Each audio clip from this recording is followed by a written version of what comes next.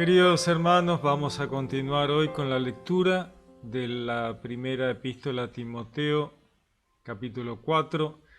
Habíamos visto en el video anterior donde tratábamos el capítulo 1 al 3 de esta carta, cómo lo que está haciendo Pablo es alertando a Timoteo en esta comunidad de Éfeso para que prestara atención a esta secta gnóstica de los judíos, una secta judía gnóstica que tiene que ver gnosis, conocimiento, ¿no? Como que era más importante el conocimiento que toda la doctrina cristiana. Entonces, había muchos temas que había que resolver, ¿no?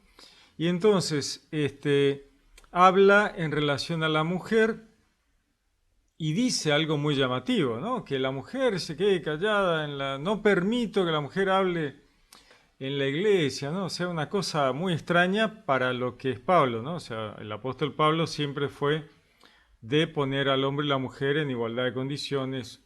Sus, este, sus discípulos, sus compañeros de trabajo, muchos de ellos eran mujeres judías que enseñaban a hombres judíos, o sea, y él dice que eran ilustres entre los apóstoles, o sea, no es poca cosa.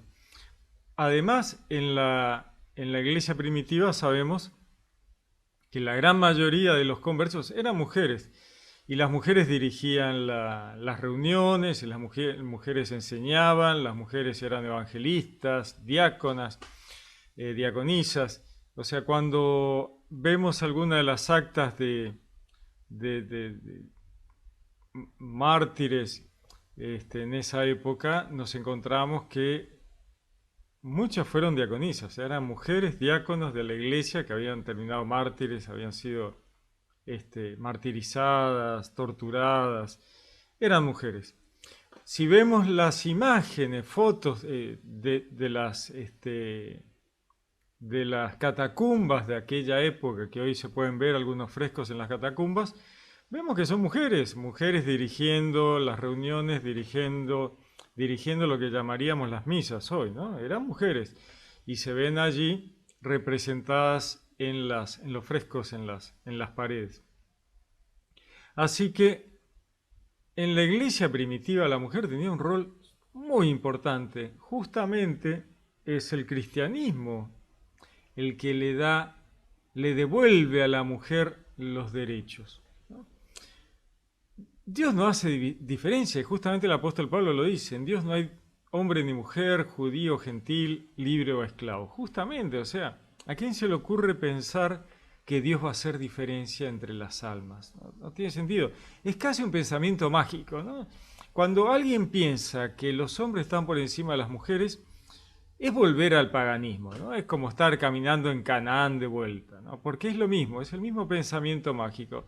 Los dioses son caprichosos, los dioses toman decisiones por poder, todas cosas muy terrenales, ¿no? Que le tirás a Dios cosas que son absolutamente terrenales, que no tienen que ver con Dios. ¿No? Entonces nos encontramos con estas cosas. No, ¿cómo una mujer va a ser diácono, por ejemplo? Es una locura. O sea, ¿por qué no? ¿Cuál es el problema? ¿Acaso hay diferencia en Dios, en el alma? Le preguntaban a Jesús, ¿no? ¿Y esta mujer que estuvo casada con 7 hermanos, cuando muera, con quién va a estar casada? Para ver si lo hacían tropezar. Y él dice, ustedes no entendieron nada. Cuando estén en la resurrección, ahí no se casan ni son como ángeles, o sea, son todos iguales, son todas almas. ¿Con quién se va a casar? Con nadie se va a casar. Hombre o mujer es una cuestión de simplemente para reproducción, ¿no? Dice el Génesis, macho y hembra los creó. O sea, es un bicho al que le dio los dos sexos para que se reprodujeran. Creó al hombre, macho y hembra los creó. O sea, ya está. Les dio la imagen y semejanza, imagen, ¿no? Semejanza como semejanza nuestra, a los dos. Y le dio la potestad sobre la creación a los dos. O sea, no dice, mire, no, la mujer tiene que quedarse y hacerlo. No, eso es un delirio puramente humano. En el Edén, nuevamente, cuando leemos el Edén, vemos que Dios pone al hombre, al varón, lo crea primero y lo deja ahí en el campito a ver qué pasa. No pasa nada, está todo bárbaro, le da a los animales, las plantitas, espera, sigue todo bárbaro. Bueno, dice, ¿qué es lo que está faltando acá? Bueno, está faltando la mujer. Saca un pedacito de Adán, ¿no? Esa es la imagen que nos muestra Dios, saca una costilla. En los idiomas de la zona, costilla tenía que ver con vida. Entonces Dios nos está diciendo, mira, le saqué un poquito de la vida para hacer a la mujer. ¿Y qué nos dice Dios con esta imagen? Porque en realidad eso no, es una imagen de un tema trascendental que Él quiere mostrarnos. ¿Qué es? Bueno, están hechos de lo mismo. O sea, no hay diferencia de materiales. No es que con un barro bueno hizo al hombre y con un barro malo hizo a la mujer. O un barro de menor calidad. Para nada.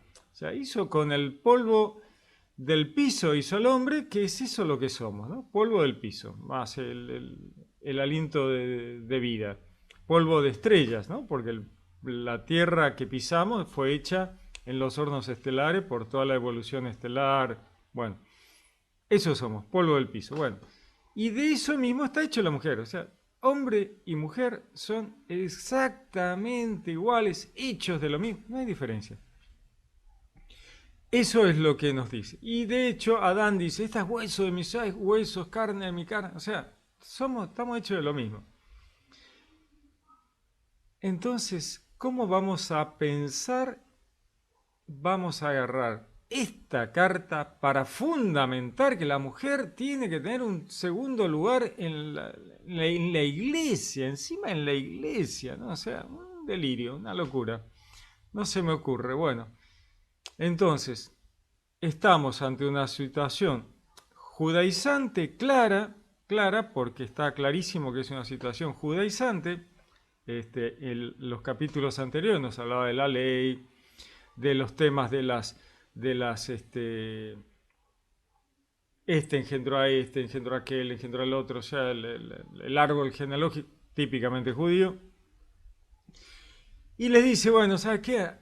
Las mujeres que se ponen a dudar y a tener problemas con el cristianismo, que no se adapta al judaísmo que ellas traen, que lo hablen en su casa con su marido judío y que lo arreglen en su casa. Acá en la iglesia, no, acá somos cristianos, o sea, estas cosas no, acá no. Por eso él dice, yo no permito, no es una cuestión de Dios, es una cuestión de él, de administración de la comunidad. Yo no permito que estas cosas pasen acá, háganlo en su casa. Pero es una cuestión de él, no de Dios. No podemos decir, no, Dios, no.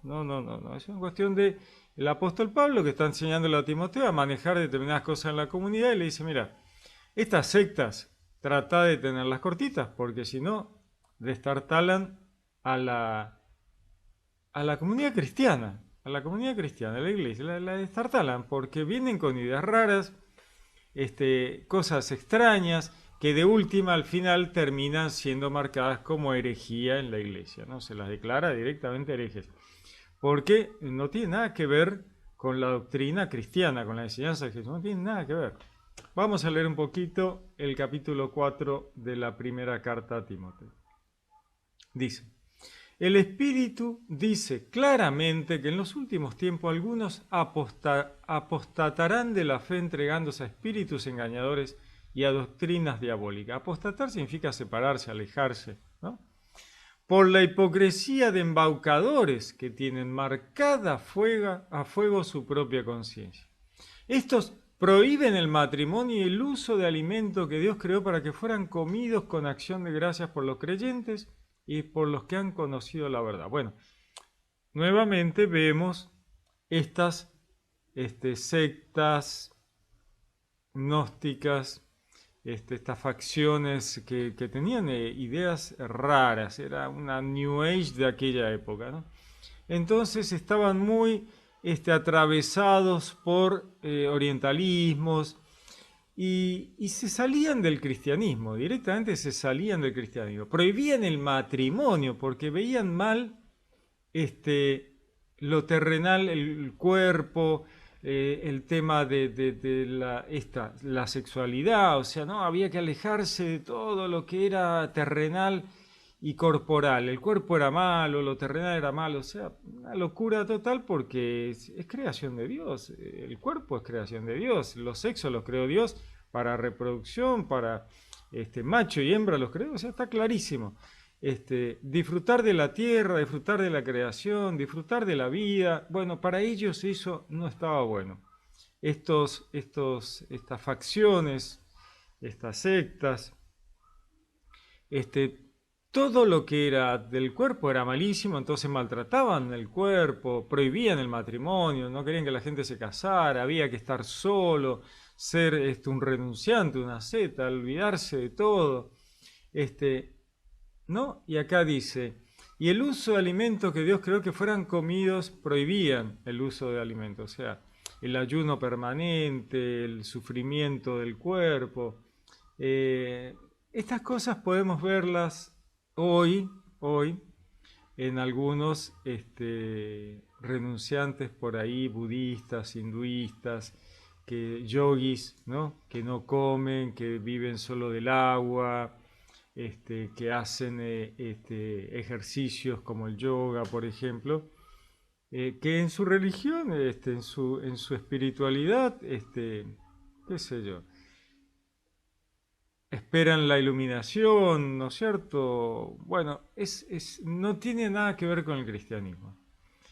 Tratar de ser cristiano y correr por esos lugares está complicado, o sea, va a estar complicado, no va a salir bien y hay que pensar un poquito que el cristianismo está un poquito más allá, está viendo todo un juego de, de lucha entre la creación de Dios, que es buena, el proyecto de Dios para la humanidad, y el enemigo que trata de evitar que la humanidad logre la vida eterna, ¿no? Que es un juego que supera todo lo demás, trasciende todo lo demás. Entonces, caer en estas cosas de martirizar el cuerpo, prohibir el casamiento, como decía acá, no tienen que ver con cosas de Dios. Ahora, si uno, para dedicarse completamente a Dios, dice, bueno, pero yo voy a dedicarme completamente a Dios, voy a dedicarme a la comunidad, y entonces prefiero mantenerme, ya tengo un nivel espiritual tan alto que ya no me llama la atención la vida en pareja, la vida de matrimonio. Bueno, es una decisión válida, está muy bien. Martirizar el cuerpo no está bueno, o sea, ¿cuál sería el motivo? Ahí es donde hay que analizar un poquito cada cosa, ¿no? Acá Pablo le dice a Timoteo, mira, no está bueno. Las comidas, por ejemplo. Bueno, acá vamos a entrar un poquito en la comida. Hay que pensar un poco. Dios originalmente, cuando leemos el Génesis de los 7 días, Dios dice, bueno, les doy las hierbas para los animales y los frutos y los granos para los hombres, las personas, ¿no? Y él como que da una idea, Dios, de una alimentación vegetariana, tanto para los animales como para las personas. Y ese hubiera sido era el proyecto original. Luego, la dureza del corazón de la humanidad hace que Dios al final le diga, bueno, ¿saben qué? Cómanse todo. Y en determinado momento hace una lista con el pueblo hebreo. Dice, bueno, todo no, esto no, esto no, esto no, esto no, esto sí. Hacemos una listita chiquita, esto sí, lo demás no se lo coman. Bueno, en el momento en que esto se escribe, la idea era evangelizar, ¿no? Entonces, poner peros a la comida era poner un pero a la evangelización. O sea, decir, esto se puede, esto no se puede, es comer comida kosher como los judíos comían, que Pablo viene del judaísmo y el cristianismo viene del judaísmo, pero Dios dice, déjalos que coman de todo, ¿no? Le dice a Pedro, mata y come, Pedro, come de todo, déjate de bromar, que ahora lo importante es la evangelización. Bueno, en este punto en el cual nos topamos con esta secta, esta facción que dice, bueno, esto yo no como, aquello yo no como, lo otro no como. Bueno, hay que pensar un poquito en el tema de, volvemos a la comida, ¿no? Entonces decimos, bueno, ¿Dios nos prohíbe comer animales? No, dijo, no, cómanselos. Sabemos que no es lo que Él quisiera, lo sabemos, porque si leímos la Biblia, sabemos que su pensamiento original era, no se coman entre ustedes, no se coman los bichos, no se coman, ¿no? No hay forma, cómanse todo, bueno. Pero nunca le gustó, o sea, ¿no? Hablamos de en el desierto, cuando le dio las codornices, dijo estos glotones, y se enojó muchísimo. Entonces, si uno tiene la conciencia de pensar, ¿no es cierto? Uno dice, bueno, me estoy comiendo un animalito, no me preocupa, no me hace mal, no me interesa, no pasa nada, bueno, comételo. Ahora, te da pena, pensás que no está bueno, que no te lo comes, está muy bien, o sea, también está bien, ¿no? Es una cuestión de conciencia. ¿Puedo comérmelo? No puedo comérmelo. ¿Me parece que está bien? Me parece que está mal. ¿Critico al que lo come? No, no critiquemos al que lo come. Es una decisión propia, ¿no es cierto? Uno dice, bueno, yo no quiero comerme un animal, ¿no? No quiero. Bueno, está muy bien. El otro dice, "Ah, yo me lo como porque Dios me ha permitido, está bien, ¿no es cierto? Es una cuestión de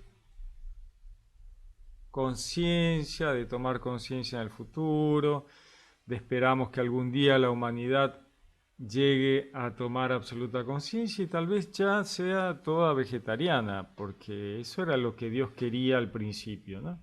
Mientras tanto, Dios nos ha permitido. Él agradecemos, ¿no? Con acción de gracias, como dice acá, porque todo lo que Dios ha creado es bueno y no se ha de rechazar ningún alimento que se coma con acción de gracias, pues queda santificado por la palabra de Dios y por la oración, dice. Entonces uno agradece a Dios que Dios nos haya creado este alimento para poder comerlo, y bueno, ¿no es cierto? Ya veremos al ir tomando conciencia qué se come y qué no se come. Pero solo como una prohibición así, sin una conciencia, no tiene mucho sentido, ¿no? Así que es una cuestión de ir aprendiendo, entendiendo, tomando conciencia, es un proceso, ¿no? Acá el apóstol Pablo le está dando a Timoteo diciéndole, mira, estas facciones tenés que tomarla con mucho cuidado para que no tergiversen, destruyan, compliquen al cristianismo, ¿no? O sea, estamos en una línea tratando de aceptar la buena nueva, llevar la buena nueva, y si metemos todas estas cosas raras entre medios, la cosa se va a destartalar, ¿no? Así que, ¿no? Esto le dice, si tú enseñas estas cosas a los hermanos, serás un buen ministro de Cristo Jesús, alimentado con las palabras de la fe y la buena doctrina que has seguido fielmente. Dice, rechaza en cambio las fábulas profanas y los cuentos de viejas, ejercítate en la piedad.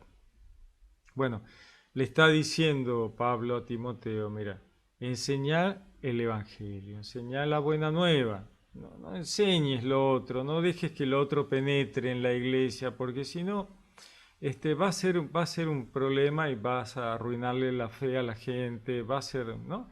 Dice, rechaza en cambio las fábulas profanas, los cuentos de vieja, ejercítate en la piedad. Dice, los ejercicios corporales sirven para poco. Esto tiene que ver en función de la elevación espiritual. Y acá volvemos a ejercicios que tienen que ver con la espiritualidad. Podríamos hablar del yoga hoy, ¿no es cierto? Yo creo que mucha gente se va a enojar, va a decir, no, pero el yoga está bueno, sí. Como ejercicio está fantástico. Pero no podemos poner nuestra salvación en manos del yoga. Eso es lo que está diciendo el texto, ¿no? Los ejercicios corporales sirven para poco. En cambio, la piedad es provechosa para todo. O sea, hay un paralelismo entre ejercicio y piedad, que parecen ser cosas absolutamente distintas, que no tienen nada que ver, pero tienen que ver en cuanto a que estas facciones gnósticas utilizaban los ejercicios para una elevación espiritual. Por eso era muy orientalista, ¿no? Entonces tenemos que ver de qué nos habla esta carta, porque es una carta compleja que trata temas, como mínimo, que nos van a resultar raros. Pasa por ahí, ¿no es cierto? Es casi como estar hablando de la New Age en la época de Pablo. Bueno, mezclar se pone complicado si uno no tiene las cosas demasiado claras, ¿no? Entonces, acá hay que separar. ¿Querés tener un buen estado físico? Haz ejercicio, está fantástico, pero no lo mezcles con la espiritualidad. No lo mezcles con la espiritualidad. Sé piadoso, está muy bien. Sé amar al prójimo, eso está bien. Hacer obras de amor al prójimo, perfecto. Ejercítate en la piedad, eso le está diciendo Pablo. No pongas todas las fichas en ejercicios corporales para alcanzar la vida eterna, eso no tiene sentido. Ejercitate en amor al prójimo. En cambio, la piedad, dice, es provechosa para todo, pues tiene la promesa de la vida, de la presente y de la futura. Dice, es cierta y digna de ser aceptada por todos esta afirmación. Si nos fatigamos y luchamos es porque tenemos puesta la esperanza en Dios vivo, que es el Salvador de todos los hombres, principalmente de los creyentes. Predica y enseña estas cosas. Que nadie menosprecie tu juventud, le dice Pablo a Timoteo, ¿no? Porque Timoteo es un tipo joven y mucha gente tiene prejuicios con los jóvenes. Entonces, si no son personas mayores, no le da mucha bolilla. Que sabrá, es un pibe, que sabrá, ¿no? Bueno, entonces le dice, que nadie menosprecie tu juventud. Procura, en cambio, ser para los creyentes modelo en la palabra, en el comportamiento, en la caridad, en la fe, en la pureza, ¿no? Hasta que yo llegue, dedícate a la lectura, a la exhortación y a la enseñanza. A la lectura de la palabra de Dios, ¿no? A la lectura de todo el material que ellos tenían y de la Torá, ¿no es cierto? Porque recordemos que los evangelios son posteriores, o sea, tenían los protoevangelios, pero tenían los libros de la Biblia, digamos, todo lo que era el Antiguo Testamento, todos los libros, que era lo que manejaba la iglesia primitiva hasta que fueron apareciendo los evangelios. Mientras tanto, leían los libros de la Biblia, que eran todos los libros que tenía la Septuaginta. ¿Se entiende? Entonces, dice, hasta que yo llegue, dedícate a la lectura, a la exhortación y a la enseñanza, ¿no? Que no te preocupes por tu juventud, le está diciendo. Vos obrá correctamente y que tu forma de ser, ¿no?, va a ir por delante y les va a demostrar que vos sos un tipo serio, por más que seas joven, ¿no? Dice, no descuides el carisma que hay en ti, que se te comunicó por intervención profética mediante la imposición de las manos del colegio de presbíteros, ¿no? Le está diciendo, mira, se hizo el ritual de la forma en que se hacía y que se hace hasta hoy, de la imposición de manos, ¿no?, del colegio de presbíteros. Se le dio el carisma a Timoteo. Entonces le dice, no descuides el carisma que hay en ti, que se te comunicó por intervención proféticamente la imposición de manos del colegio de presbíteros. Ocúpate de estas cosas, vive entregado a ellas para que tu aprovechamiento sea manifiesto a todos. Vela por ti mismo y por la enseñanza. Persevera en estas disposiciones, pues, obrando así, te salvarás a ti mismo y a los que te escuchen. Le está enseñando a manejarse en la comunidad, ¿no? Continúa Timoteo 5. Al anciano no le reprendas con dureza, sino exhórtale como a un padre, a los jóvenes como a hermanos, a los ancianos como a madres, a los jóvenes como a hermanas con toda pureza.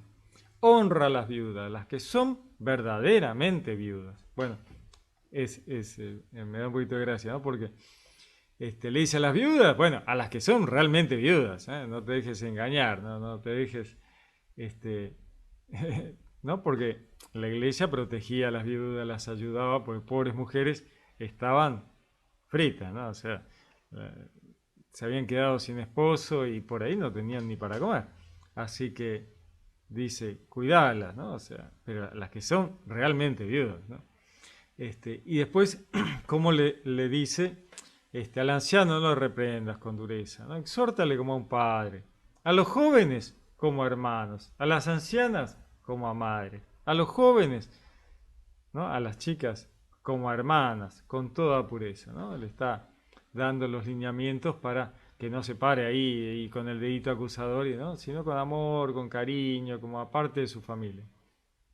Dice, si una viuda tiene hijos o nietos, que aprendan estos primeros a practicar los deberes de piedad para con los de su propia familia y a corresponder a sus progenitores, porque esto es agradable a Dios. Pero las que de verdad es viuda y ha quedado enteramente sola, tiene puesta su esperanza en el Señor y persevera en sus plegarias y oraciones noche y día. Bueno, acá vemos el drama de las mujeres en esa época, ¿no? Quedaban enteramente solas, lo dice, ¿no? Claramente. O sea, ¿qué iba a hacer esa pobre mujer? Bueno, ahí estaba la iglesia ayudándolas, ¿no? El cristianismo, ¿no? El cristianismo. Devolviéndole la dignidad a la mujer, devolviéndole los derechos a la mujer. O sea, el cambio del cristianismo es impresionante. Hoy se habla de derechos humanos, pero nadie se acuerda de que los derechos humanos los trajo el cristianismo. Se habla de los derechos de la mujer, pero nadie se acuerda que los derechos de la mujer vienen del cristianismo. ¿Eh? ¿Qué era de la mujer antes del cristianismo? Pobre las mujeres, pobre los chicos, ni hablar de los esclavos. El cristianismo levanta a todo el mundo y los trae a los derechos humanos. O sea, la mujer igual al hombre. Los chicos tienen derechos porque son personas. No es un perro, ¿no? Porque no tenían ningún derecho los chicos en ese momento. Y las mujeres eran como chicos. Dependía del marido. Bueno, y los esclavos, pero ni hablar, ¿no? O sea, una situación tremenda. Bueno, los mayores conversos al cristianismo en esos primeros siglos fueron mujeres y esclavos. La gran mayoría de las conversiones fueron mujeres y esclavos, por supuesto, si eran los que estaban abandonados. Jesús vino justamente por los vulnerables, por aquellos que la estaban pasando mal. ¿Quiénes eran? Bueno, los esclavos, las mujeres, los oprimidos, ¿no? Los trabajadores explotados. Bueno, esos, ¿no? Los vulnerables, los últimos, que van a ser primeros, ¿no? Así que la mujer consiguió todos los derechos gracias al cristianismo. Hoy se habla de movimientos, ¿no? De derechos humanos, de rescate de las mujeres, pero nadie se acuerda de decir, sí, la verdad que si no hubiera sido por el cristianismo, ¿qué estarían? Todavía serían allá la Grecia, Roma, donde la mujer era un perro, no le daban ni bolilla, ¿no? ¿Quién libera a los esclavos? Lo liberan los cristianos. O sea, el amo que se convierte al cristianismo liberaba a los esclavos. Algunas mujeres ricas que tenían esclavos se convertían, ellas pasaban a tener derechos igual que al hombre y liberaban a sus esclavos porque también los veían que estaban siendo oprimidos y que no había un motivo que bajara de Dios. Era una cuestión puramente humana, ¿no? Porque el tema era que la mujer y los chicos y los esclavos tenían esa situación según las religiones paganas, porque Dios así lo quería, los dioses. Nada que ver, ¿no? Hoy leemos, hoy veía un video de alguien que decía que no, que la mujer no podía hablar en la iglesia, cómo iba a leer la palabra de Dios en la iglesia, cómo iba a ser diácono. De locos, o sea, increíble, ¿no? Estamos volviendo a Grecia, estamos volviendo a Roma, estamos volviendo a Canaán, ¿no? El cristianismo, en Dios no hay hombre y mujer, ni judío, ni gentil, ni libre o esclavo, ¿no? Todo lo mismo, ¿no? Los esclavos que se convertían al cristianismo morían libres, por más que su amo no fuera cristiano y no lo liberaba. Cuando moría el esclavo converso al cristianismo, moría sin grilletes. A ver, parece una locura, pero es así. Sin embargo, el esclavo que no se convertía moría con los grilletes puestos y él creía que iba a seguir siendo esclavo de su amo en la vida futura. Una locura total. Obviamente que no era así, pero pobre tipo moría de esa manera. Increíble. Vamos a seguir. Dice, la que en cambio está entregada a los placeres, aunque viva, está muerta. Está hablando de las viudas que no son viudas, ¿no? O eran personas que no eran, aprovechaban la vida para entregarse a los placeres, dice, ¿no? Entonces Pablo dice, mira, aunque está viva, está muerta. Está hablando de que está cometiendo un error que puede llevarle a tener la muerte espiritual, ¿no? Esta situación, esta imagen que nos brinda, ¿no? O sea, bueno, eso solo es de Dios, ¿no? Dice, todo esto incúlcalo también para que sean irreprensibles, ¿no? O sea, explicarles para que se conviertan, reflexionen. Dice, si alguien no tiene cuidado de los suyos, principalmente de sus familiares, ha renegado de la fe. Y es peor que un infiel, ¿no? Es muy interesante, ¿no? Si alguien no tiene cuidado de los suyos, principalmente de sus familiares, ha renegado de la fe. O sea, no me venga con que es cristiano, no es cristiano. El tipo que no cuida a su familia, el tipo que no cuida a sus familiares, que no se preocupa por ellos, ¿qué me viene con que tiene fe? ¿No? Tiene fe, ha renegado de la fe. Y es peor que un infiel, ¿no? Le está diciendo. O sea, por sus obras los conoceréis, decía Jesús, ¿no? Dice, que la viuda que sea inscrita en el catálogo de las viudas, ¿no? Vemos que tenían un catálogo, una lista de las personas que realmente merecían que les ayudaran, que la iglesia gastara sus recursos, ¿no? Dice, no tengan menos de 60 años, haya estado casado una sola vez y tenga el testimonio de sus buenas obras, haber educado bien a los hijos, practicado la hospitalidad, lavado los pies de los santos, socorrido a los atribulados y haberse ejercitado en toda clase de buenas obras. Dice, descarta en cambio a las viudas jóvenes, porque cuando les asaltan los placeres contrarios a Cristo, quieren casarse e incurren así en condenación por haber faltado a su compromiso anterior.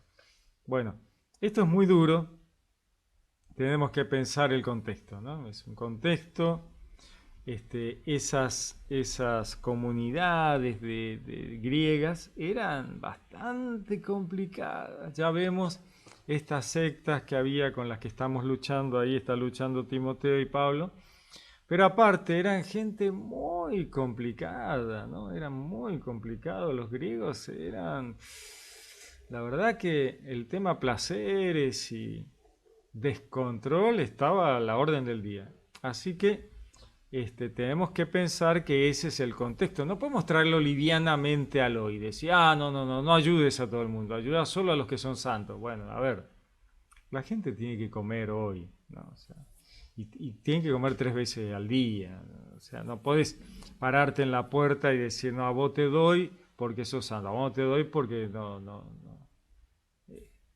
Sos un pecador. Bueno, ahí estamos fritos, ¿no? O sea, hay que tomar todo con un contexto, hay que tomar todo con amor, hay que tomar todo con reflexión, ¿no es cierto? No podemos tomar esto de manera fundamentalista, nos paramos en la puerta de la iglesia y no le damos nada a alguien que consideramos pecador, ¿no es cierto? Entonces hay que pensar un poquito. La gente debe comer, ¿no? O sea, decía Pablo mismo, decía, ¿no? ¿Qué lo largás? Que Dios te acompañe y que todas las bendiciones y no le diste de comer, ¿no? Primero dale de comer y después llevarle la buena nueva, pero primero dale de comer, vestilo, dale algo para ponerse, está muerto de frío, está muerto de hambre, no, o sea, a ver, lo lógico, lo razonable, el amor al prójimo debe verse en la iglesia. Dice, continúa. Y además, estando ociosas, sigue hablando, aprenden a ir de casa en casa y no solo están ociosas, sino que se vuelven también charlatanas y entrometidas, hablando de lo que no deben. Bueno, volvemos al contexto, ¿no es cierto? Tiene que ver con esa gente de ahí. Éfeso, Grecia. No podemos ponernos en que esto lo podemos traer así nomás, al hoy, y ponernos en esa situación. Hay que razonar, hay que pensar, hay que ver, enseñar, educar, ¿no? Bien. Dice, quiero pues que las jóvenes se casen, que tengan hijos, que gobiernen la propia casa y no den al adversario ningún motivo de hablar mal, pues ya algunas se han extraviado yendo en pos de Satanás. Bueno, viste, acá nuevamente nos habla de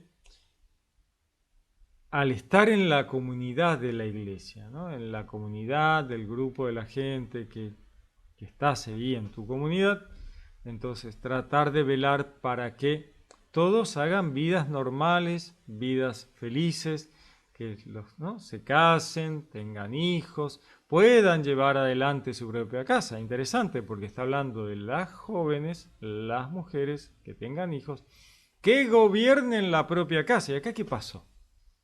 No era que no podían enseñarle al marido, no era que no podían levantar la voz y de repente le está diciendo que gobiernen la propia casa. ¿No? O sea, estamos viendo que ahora está hablando de las cristianas, ¿no? Ha salido de la facción judía, de la secta aquella, y está hablando de las mujeres cristianas, en igualdad de condiciones con el hombre, le está diciendo que gobiernen bien la casa, que administren la casa, que vivan unas vidas felices, que no den al adversario, al enemigo, ningún motivo de hablar nada. Pues ya algunas se han extraviado yendo en pos de Satanás. O sea, que las cuiden, que cuiden a los jóvenes, que puedan hacer una vida, que no vayan a meter la pata y caigan en errores graves, ¿no? Dice, si alguna creyente tiene viudas, atiéndalas ella misma, ¿no? O sea, parientes cercanos, o se ha hecho cargo de personas, mujeres que habían quedado solas, viudas, ¿no? Entonces dice, atiéndalas ella misma y no las cargue a la iglesia. Si esa persona podía hacerse cargo de esa persona, bueno, que no es necesario, ¿no? O sea, que traten de ser conscientes de que los recursos de la iglesia queden para aquellos que no tienen quien los ayude, ¿no? A fin de que ésta pueda atender a las que sean verdaderamente viudas.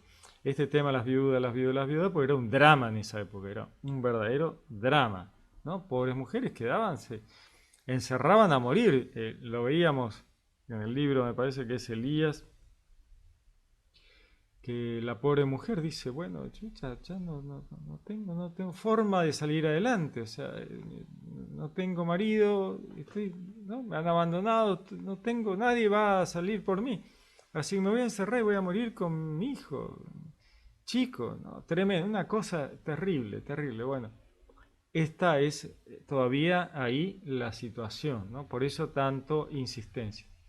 Dice, continúa, los presbíteros que ejercen bien su cargo merecen doble remuneración, principalmente los que se afanan en la predicación y en la enseñanza, o sea, aquellos presbíteros, ¿no? Que están ocupándose de comunidad y trabajan y obran y hacen muchas cosas, bueno, que puedan tener más recursos porque están haciendo muchas cosas, lo merecen y merecen poder estar un poco más holgados en todo lo que están haciendo.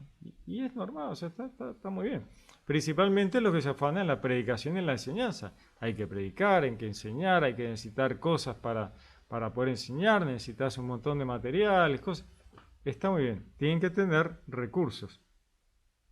Continúa, la escritura en efecto dice, no pondrás bozal al buey que trilla. Y también el obrero tiene derecho a su salario, ¿no? Este tema de que, bueno, que la iglesia tiene que mantener a aquellos que trabajan, los presbíteros que tienen que poder dedicarse, ¿no? Si no pueden dedicarse porque no tienen recursos, tienen que salir a trabajar y ya descuidan a la comunidad, ¿no?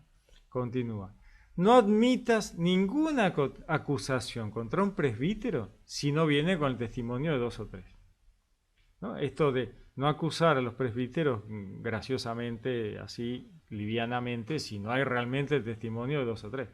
Dice, a los culpables repréndeles delante de todos, para que los demás cobren temor, ¿no? Como diciendo, mira, cuanto más obligaciones se le ha dado a alguien, cuanto más dones se le ha dado a alguien, bueno, más se le va a pedir, así decía Jesús. Así que los presbíteros que tenían que portarse mejor todavía, porque tenían que ser modelo y han cometido alguna macana, bueno, hay que reprenderlos, dice, duramente, ¿no? A la vista de los demás, para que los demás digan, uy, mejor me porto bien. La cosa medio dura, ¿no? Dice, yo te conjuro en presencia de Dios de Cristo Jesús y de los ángeles escogidos, que observes estas recomendaciones sin dejarte llevar de prejuicios ni favoritismo. Bueno, lo normal, ¿no es cierto? No te precipites en imponer a nadie las manos. No te hagas partícipe de los pecados ajenos. Consérvate puro, ¿no? Este tema de, esperá, si vas a elegir a alguien para que te ayude, para ser parte de la iglesia, espera un poquito, conocerlo bien primero, no te apures, ¿no? No te apures, no imponga las manos rápidamente, espera un poquito. Espera antes de elegir a alguien para trabajos en la iglesia, ¿no? Dice, no bebas ya agua sola. Toma un poco de vino a causa de tu estómago y de tus frecuentes indisposiciones. Bueno, acá también hay una mirada sobre que tal vez Timoteo estaba cayendo en estas situaciones de tal vez la presión de estas sectas, que esto no se puede, aquello no se puede. ¿Cómo vas a tomar vino? Tenés que tomar solo agua. ¿Cómo que? No, entonces le dice, mira, no bebas ya solo agua, que te va a caer mal. Estamos hablando que en esa época agua potable había poca, ¿no? O sea, te caía mal el estómago. Entonces le dice, toma un poco de vino a causa de tu estómago y de tus frecuentes indisposiciones. El agua sola te va a hacer mal, ¿no? O sea, mezclala con un poquito de vino. El vino tenía el alcohol y el alcohol mataba a los bichos, es así de sencillo. Continúa, los pecados de algunas personas son notorios, aún antes de que sean investigados. En cambio, los de otros lo son solamente después, ¿no? Le está diciendo, mira, presta atención. A veces inmediatamente te vas a dar cuenta, este tipo es un desastre.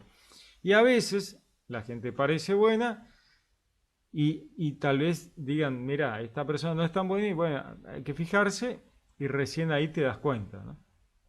Dice, del mismo modo, las obras buenas son manifiestas y las que no lo son no pueden quedar ocultas. O sea, tarde o temprano te das cuenta, ¿no? Si alguien está realmente haciendo macanas, te vas a dar cuenta. Prestar atención ya que estás al frente de la iglesia.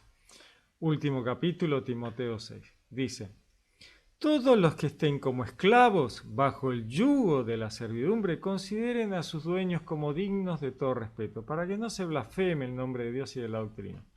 Bueno, acá estamos viendo los esclavos conversos, que tienen amos que todavía no se han convertido, o si se convirtieron todavía están renuentes a liberarlos.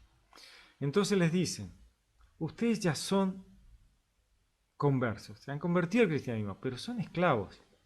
Entonces, ustedes saben que los están embromando, o sea, ustedes están bajo un yugo de mentira, porque no es de Dios la esclavitud. Entonces ustedes ya son conscientes, pero todavía no se rebelen, consideren a sus dueños dignos de respeto, porque ellos tienen que reflexionar, tienen que comprender. Si no, van a hablar mal del Dios, de Dios, van a hablar mal del cristianismo, van a hablar mal de la doctrina. Y es una pena. O sea, lamentablemente esa es su situación civil, su situación social del momento. Hasta que eso no se revierta, traten de que nadie hable mal del cristianismo. Después vendrán las revoluciones que liberadoras y van a terminar liberándose los esclavos y bueno. El cristianismo movilizó toda esa liberación de los esclavos, ¿no? Es así, es un movimiento fuertísimo el cristianismo que se transformó en un movimiento político de liberación, obviamente, por supuesto, no hay forma. Continúa, los que tengan dueños creyentes, fíjense qué barbaridad, ¿no? Dueños, ¿no? El hombre tiene un dueño, la esclavitud es una locura. Dueños creyentes, no le falten respeto por ser hermanos, ¿no? O sea, el amo ya es converso, pero aún no se anima a liberar a sus esclavos, ¿no? Pensemos que era un tema, ¿no? Liberar a los esclavos, quedarte sin la mano de obra. O sea, lo que tenían que hacer era liberarlos y pagarles un sueldo, ¿no? Pero viste que es cristiano, pero no libero al esclavo, ¿no? Dice, no le falten al respeto por ser hermanos, sino al contrario, que les sirvan todavía mejor por ser creyentes y amigos de Dios los que reciben sus servicios. Esto debes enseñar y recomendar. Bueno, el tema de mantenerse cristiano con amor al prójimo. Bueno, vos sabés que tu amo, tu dueño es cristiano, pero sigue teniéndote esclavo. Bueno, te debe generar peor todavía, más rebeldía que aquel que dice, bueno, tengo un amo pagano que no le importa nada. Este es cristiano y no me está liberando. ¿Qué pasa? Bueno, tratarlo bien igual hasta que el tipo reflexione. Estamos hablando de una época de esclavitud, una cosa de locos, ¿no? Que ahí empezó a cambiar todo, por el cristianismo cambió todo. Pero todavía estamos en esta situación. Habemos paganos, habemos creyentes y liberaciones paulatinas que cada vez crecieron más. Dice, si alguno enseña otra cosa y no se atiene a las sanas palabras de nuestro Señor Jesucristo y a la doctrina que es conforme a la piedad, está cegado por el orgullo y no sabe nada, sino que padece la enfermedad de las disputas y contiendas de palabras, de donde proceden las envidias, discordias, maledicencias, sospechas malignas. Discusiones sin fin propias de gente que tiene la inteligencia corrompida, que están privados de la verdad y que piensan que la piedad es un negocio. Dice, y ciertamente es un gran negocio la piedad, ¿no? La piedad, el negocio trascendental de alcanzar la vida eterna, ¿no? Con tal de que se contente con lo que tiene. Porque nosotros no hemos traído nada al mundo y nada podemos llevarnos de él. Mientras tengamos comida y vestido, estamos contentos con eso. Los que quieren enriquecerse caen en la tentación, en el lazo y en muchas codicias insensatas y perniciosas que hunden a los hombres en la ruina y en la perdición. Otra vez el tema del dinero y la riqueza, ¿no? Un tema permanente en el cristianismo, en las doctrinas, en la palabra de Jesús, en la palabra, ¿no? En los libros proféticos. Cuando leemos a los profetas, vuelve sobre el tema de la riqueza, y la codicia, ¿no? O sea, los que quieren enriquecerse caen en la tentación, en el lazo y en muchas codicias insensatas y perniciosas que hunden a los hombres en la ruina y en la perdición. Bueno, justamente tener los esclavos tenía que ver con esto, ¿no? Porque la raíz de todos los males es el afán de dinero. Y algunos, por dejarse llevar de él, se extraviaron en la fe y se atormentaron con muchos dolores. Tú, en cambio, hombre de Dios, huye de estas cosas. Corre al alcance de la justicia, de la piedad, de la fe, de la caridad, de la paciencia, del sufrimiento, de la dulzura. Combate el buen combate de la fe. Conquista la vida eterna, a la que has sido llamado y la que quisiste aquella solemne confesión profesión delante de muchos testigos. Te recomiendo en la presencia de Dios que da vida a todas las cosas y de Jesucristo, que ante Poncio Pilato rindió tan solemne testimonio, que conserves el mandato sin tacha ni culpa hasta la manifestación de nuestro Señor Jesucristo, ¿no? Dice, te recomiendo en la presencia de Dios que da vida a todas las cosas y de Jesucristo, que ante Poncio Pilato rindió tan solemne testimonio, ¿no? Está recordando a todo aquel momento de la pasión de Cristo, que conserves el mandato sin tacha ni culpa hasta la manifestación de nuestro Señor Jesucristo. Manifestación que a su debido tiempo hará ostensible al bienaventurado y único soberano, el Rey de los reyes y el Señor de los señores. El único que posee inmortalidad y habita en una luz inaccesible, a quien no ha visto ningún ser humano ni le puede ver. A él el honor y el poder por siempre. Amén.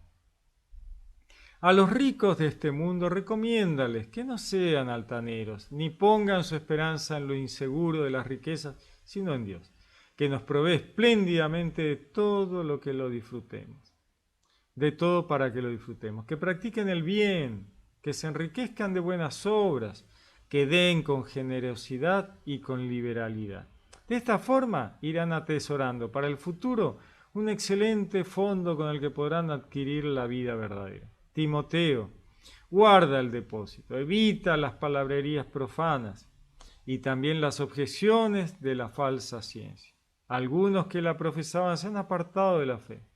La gracia sea con vosotros. Bueno, interesante cómo termina, ¿no? O sea, termina Timoteo, guarda el depósito, como diciendo, tené presente todo lo que te enseñé, todo lo que te dejé depositado, ¿no? Evita las palabrerías profanas, todo esto de estas sectas y estas facciones gnósticas, no le des bolilla, ¿no? También las objeciones de la falsa ciencia, ¿no? Esa ciencia que te vienen con falsa ciencia, ¿no? A convencerte de cosas que no son de la buena nueva, de la doctrina cristiana, de las enseñanzas de Jesús. No, evítalo para que no te quede dando vuelta en la cabeza, te complique la vida, te genere dramas en la comunidad, ¿no? Algunos que la profesaban se han apartado de la fe, ¿no? O sea, esto, ¿no? mucha gente se ha perdido por estas cosas. Entonces, tened cuidado, estate atento. La gracia sea con vosotros.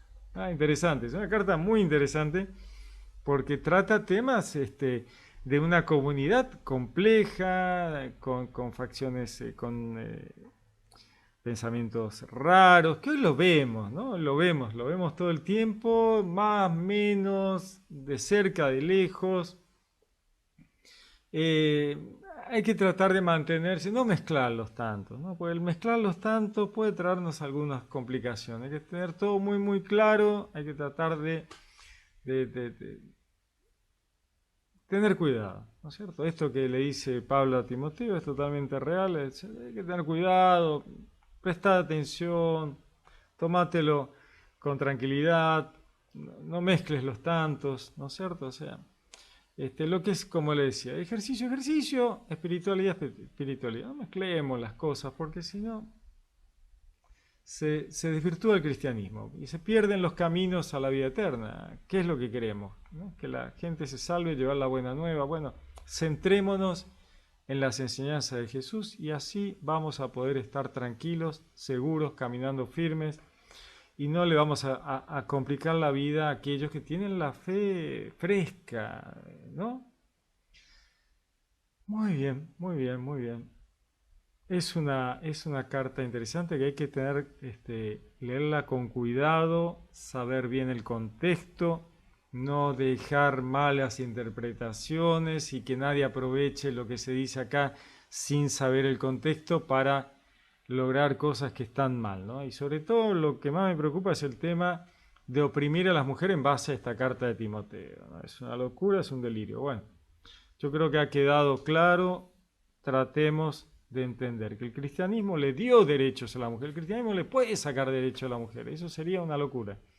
El cristianismo le dio derechos a la mujer para que esté en igualdad con el hombre. La Biblia habla de igualdad con el hombre, no podemos confundirnos. O sea, en Dios no existe la diferencia. O sea,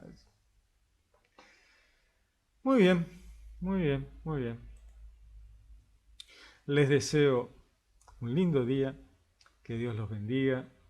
Los saludo con gran afecto. Piensen, mediten, reflexionen, ¿no? Dios es Dios. No tiene pensamientos opresivos de hombres sobre mujeres, de ricos sobre pobres. Esas cosas no son de Dios, ¿eh? Son puramente humanas. Así que Dios trasciende todo eso. Las almas son todas iguales. Almas, ¿no? Había tantas almas aquí, tantas almas allá. No, pero 10 eran mujeres, 20 eran hombres. No, eran todas almas. Vemos en el Apocalipsis, van llegando las almas y se paran, hombres acá y mujeres allá. No, llegan todos juntos, están todos juntos, son todas almas. Almas, almas, almas. No, pero los hombres tienen el salón VIP para fumadores. No existe, en el cielo eso no existe. ¿No? No, las mujeres tienen que limpiar el reino de los cielos. No, eso es un delirio, es una locura. Pavadas totales. Leemos el Apocalipsis, van llegando todos. ¿Y qué son? Almas, son almas. Listo, punto. Muy bien. Que Dios los bendiga. Les habló Pablo Castro.